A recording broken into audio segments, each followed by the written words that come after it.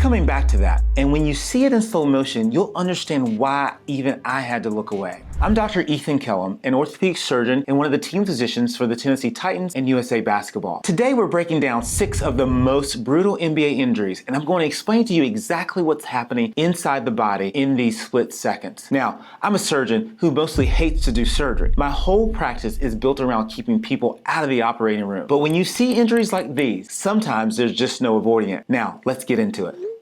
Finals last year, Minnesota.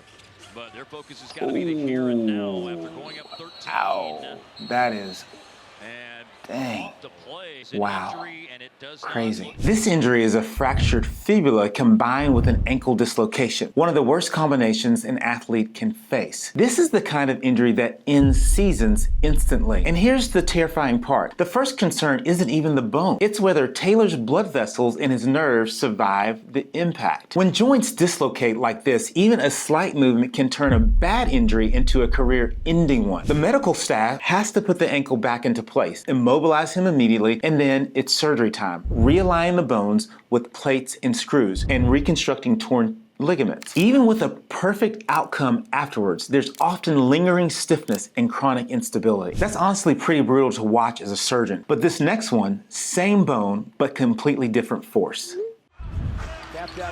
Ouch. That's tough. Really tough. Look at that force right there. In a split second. Look at that. Oh, God. So this is another fibular fracture, but watch what is different with Jaden Ivey. With Jaden, it was a rotational force. With Taylor, his leg gets trapped underneath him on impact. Same bone, different mechanism, different outcome. And watch the training staff. They don't touch him. They immediately stabilize him because when you've got a fracture like this, movement can turn a clean break into fragments. If Ivey's injury is treated right from the start, he's back next season. Treat it wrong, he'll never play again. All right, next one doesn't look as violent as the first two, but ask any basketball player what they fear the most, and they'll tell you an ACL tear. Yeah, look at that hyperextension to that leg right there. First you're going to see banging knees. That's a great video showing the injury in real time. Look at that, yep. Every athlete watching knows that moment. The knee buckles, the body gives out, and your mind knows instantly. That's probably it. This is Kyrie Irving, and the ACL is what keeps your knee stable when you're cutting and pivoting. Everything that makes Kyrie, well, makes him Kyrie. Watching how Irving's foot is planted, but his femur keeps rotating, the ACL is supposed to prevent that, but there's only so much force it can take. A lot of athletes tell me that they feel instability before they feel pain. The knee just feels loose and unstable. Now, for decades, the automatic answer was surgery, full reconstruction, and for most pro athletes, that's still the gold standard. But we're seeing promising research in regenerative medicine, stem cells, growth factors, and performance compounds that can support natural healing, especially for partial tears. Medicine is evolving. We're not as quick to jump to the scalpel as we used to be.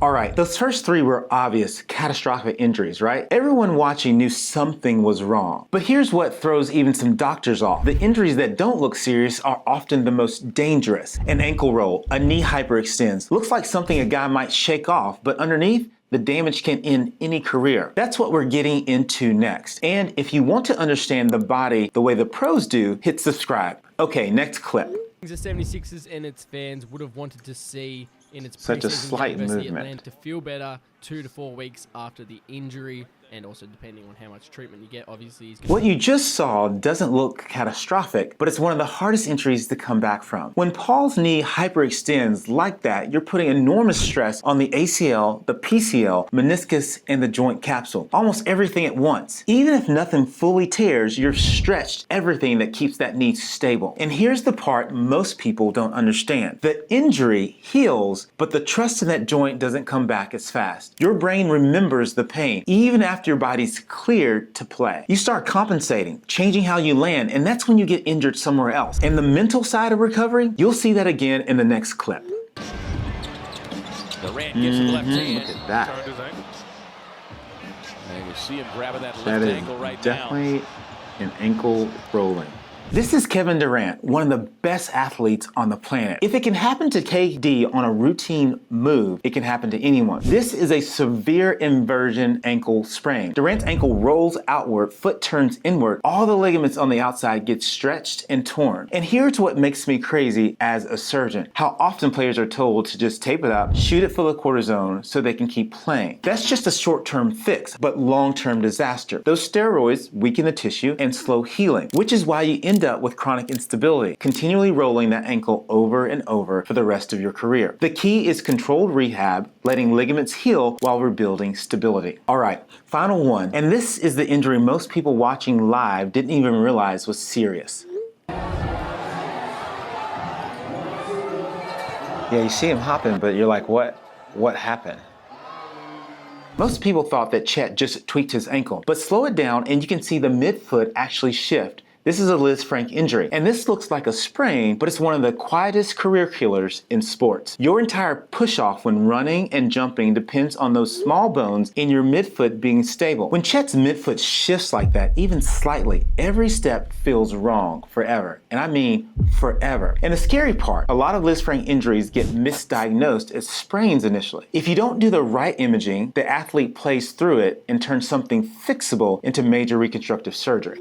I started this video saying that I'm a surgeon who hates doing surgery, and now you see why. Every injury you just watched is a reminder that prevention matters more than repair. This is why in my practice at Kellum Health, we focus on keeping athletes strong, mobile, and protected before things break. Because once you're on that table, we're playing catch up. The human body is incredibly resilient, but it's also fragile in very specific ways. When you understand the anatomy and the force at play, you see how thin the line is between a highlight and a hospital visit. So which injury shocked you most? Drop it in the comments. I try to read every one. And if you want to see how we actually prevent and treat sports injuries using regenerative medicine instead of rushing to surgery, hit subscribe. Once again, I'm Dr. Ethan Kellum. Stay strong, stay healthy, and remember, the best surgery is the one you never need.